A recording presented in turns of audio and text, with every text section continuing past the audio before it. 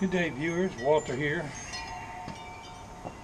I thought I'd take a minute. I'm out here on the front porch. It's a cold, probably the coldest day of the year we've had so far. A very cold day. And it reminds me a little bit about deer hunting. I haven't hunted in years. I do have some hunting equipment.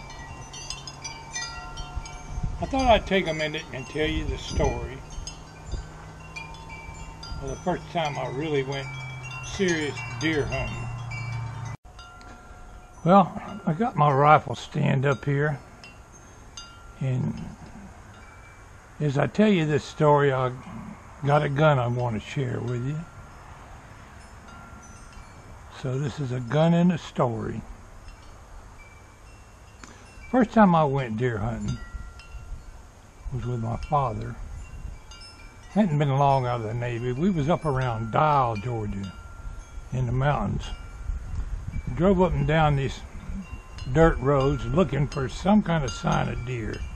This was like fairly early in the morning at 8 or 9 o'clock.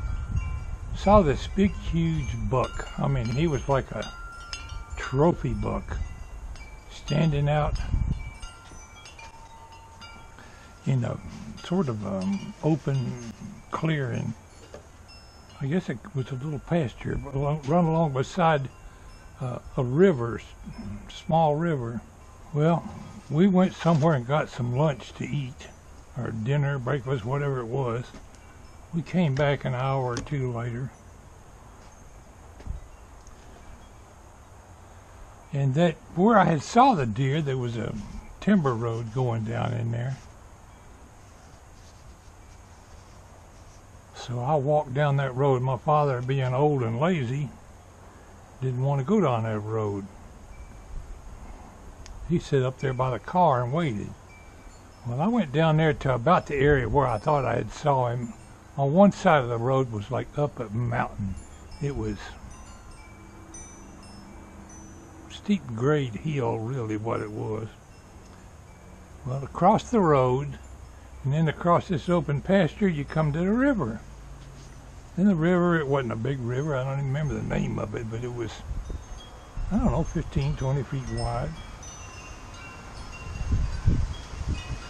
Well, I got down on that river bank where I could see right out in that clearing where I had seen him.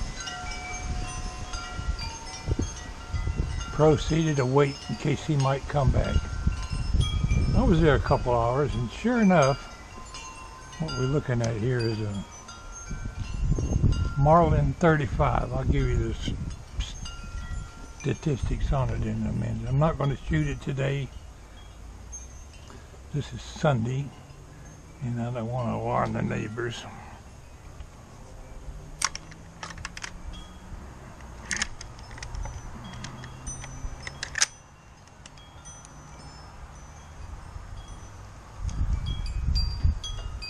This is my first rifle that I ever bought. Well, it wasn't an hour or two, and I hear something coming down that hillside, and I look up on the hill, probably no more than 100 yards away from me. I got a clean look at him. There's nothing between me and him. This big huge buck. I mean, he had a rack of antlers on him like something you'd see in a trophy case somewhere. Well, the only gun I had at the time was a 12 gauge Remington with a slug in it. I had some buckshot in my pocket. Well, I waited. I said, well, he's pretty close. I wonder if I can hit him from here. He came a little while longer, and I don't know if he got a whiff of me or what. He stuck his nose up in the air and stood broadside to me. He was a big, tall deer. And I got like buck fever. I got to shoot that SOB. Well, I got my rifle and I homed in on him in the best time. I mean, not my rifle, my shotgun. Homed in on him a little bit, and I said, wait a minute, he's a good 100 yards away. I'm not that experienced at shooting this shotgun. I don't even know how far it'll shoot. Well, that shotgun really ain't no good for more than about 50 yards unless you're some kind of pro at it. But I couldn't stand it anymore. I elevated the gun a little bit where it would shoot above him. Not much, because I knew that round was going to drop off some. And I cut loose. Boom! My father up the road heard me take that first shot. And he thought, oh Lord, he done killed that darn deer. Well, I didn't even come close to him. Where that shot went, I don't know. Well, the deer was alarmed at the noise, but I don't think deer can see real good at a great distance. He's sniffing the air, trying to decide which way to run. Well, this Remington shotgun is automatic. It's not a single shot. So, well, let's shoot at that son of a gun again. I reared up, fired at him again. Boom! He's still standing there like some kind of robot. Well, what the hell? I must not be reaching him. So I ran across this open pasture. I ran a good 50 yards to get across there to get closer to him. And he still didn't move. Well, I chambered up around a buckshot. And by that time, he's walking slowly, trying to decide if he wants to run or what. I got one more shot off at him. Didn't touch him.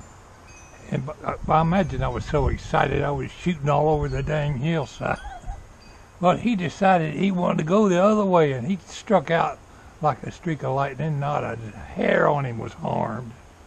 And headed in the direction of my father and some other hunters that were down there by the road.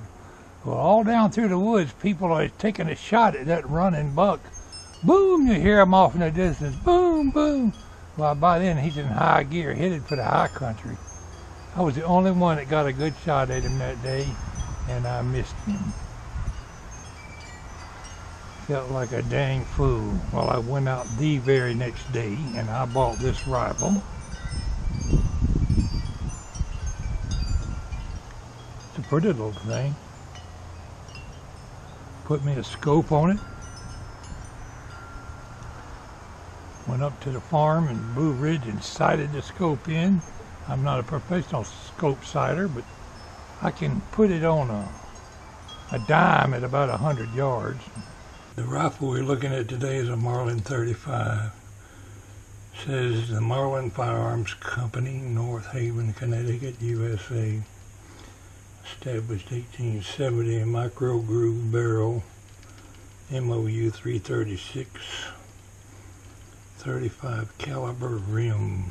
The scope is Telstar Precision Optics 3x9x40. Got a nice leather strap on it. Needs to be cleaned. I got some pitting on that barrel there. I've toted this thing through the woods a many a mile. Thank you for listening today, my friends. It's Pwalpar signing off.